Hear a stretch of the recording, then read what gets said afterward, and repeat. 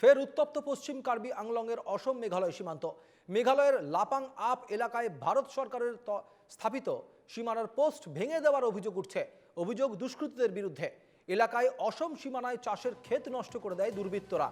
ঘটনায় এলাকায় চাপা উত্তেজনা বিরাজ করছে।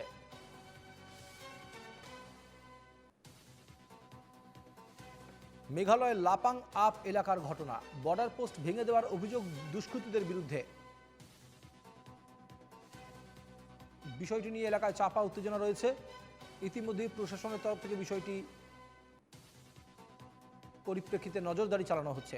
উত্তপ্ত পশ্চিম কার্বি আংলংয়ের অসম মেঘালয় সীমান্ত লাপাং আপ এলাকায় বর্ডার পোস্ট ভেঙে দেওয়ার অভিযোগ।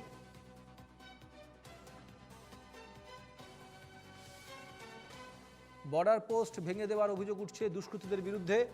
বিষয়টি নিয়ে এলাকায় চাপা উত্তেজনা রয়েছে। ইতিমধ্যেই প্রশাসনের তরফ থেকে বিষয়টি দেখার কথা দেওয়া হয়েছে।